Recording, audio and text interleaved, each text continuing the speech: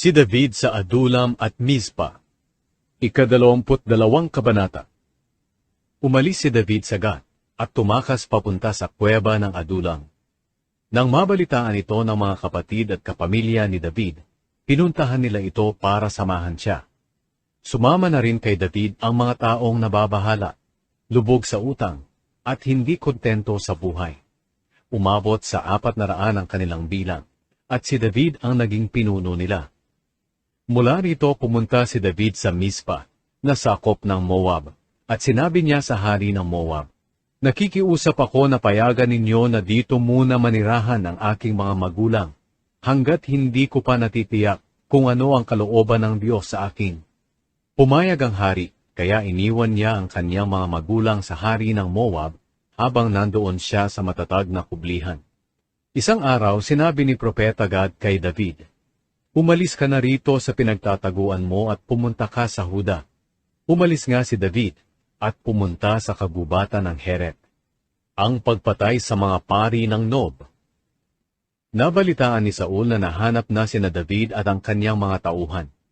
Nakaupo noon si Saul sa ilalim ng puno ng tamarisko, doon sa burol ng Gibea.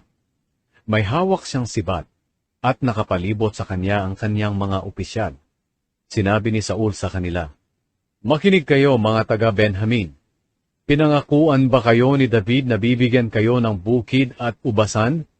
Pinangakuan ba niya kayong gagawin kayong commander ng mga sundalo? Iyan ba ang dahilan kung bakit nakipagsabuatan kayo sa kanya laban sa akin? Wala ni isa man sa inyo ang nagsabi sa akin na gumawa ng kasunduan kay David, ang anak kong si Jonathan. Hindi man lang kayo nag-alala para sa akin, dahil hindi ninyo sinabi sa akin na inudyukan ng aking anak ang lingkod kong si David, na patayin ako gaya ng plano niya ngayon." Isa sa mga nakatayo kasama ng mga opisyal ni Saul ay si Doeg, na taga-Edom. Sinabi niya kay Saul, "Noong naroon po ako sa Nob, nakita ko si David na pumunta kay Ahimelech, na anak ni Ahitub. Tinanong ni Ahimelech sa Panginoon kung ano ang dapat gawin ni David, at binigyan pa po niya ito ng makakain, at ibinigay din po ang espada ng Pilisteyong si Goliath." Ipinatawag ni Saul ang paring si Ahimelech na anak ni Ahitub, at ang buo niyang pamilya ng mga pari sa Nob. Pagdating nila ay sinabi ni Saul, "Makinig ka sa akin, anak ni Ahitub." "Nakikinig po ako, mahal na hari," sagot ni Ahimelech. Sinabi ni Saul sa kanya, "Bakit ka nakipagsabuatan kay David laban sa akin? Bakit binigyan mo pa siya ng pagkain at espada? Bakit nagtanong ka pa sa Diyos para sa kanya? Hindi mo ba alam na nagre-rebelde siya sa akin at binabalak niya akong patayin?" Sumagot si Ahimelech, "Hindi po ba't si David ay manugang ninyo at pinakamatapat ninyong lingkod? Bukod pa roon, siya po ang kapitan ng mga gwardya ninyo, at iginagalang siya sa inyong sambahayan. Opo, nagtanong ako sa Diyos para sa kanya, pero matagal ko na itong ginagawa sa kanya noon pa.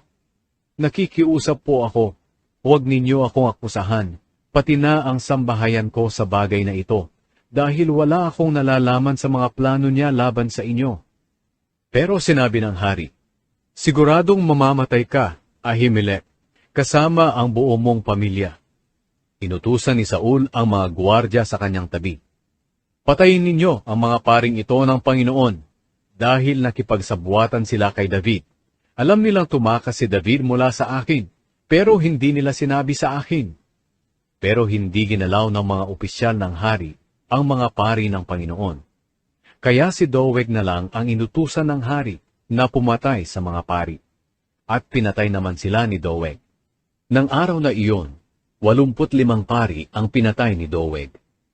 Ipinapatay din ni Saul ang lahat ng nakatira sa Nob, ang bayan ng mga pari, ang mga lalaki, babae, kabataan, sanggol, baka, asno at mga tupa. Pero nakatakas si Abiatar, na anak ni Ahimelech, at sumama kay David. Sinabi niya kay David na ipinapatay ni Saul ang mga pari ng Panginoon.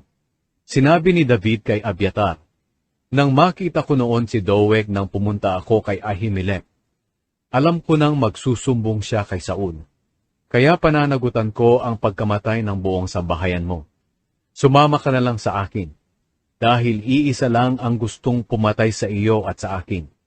Huwag kang matakot, hindi ka mapapahamak kapag kasama mo ako.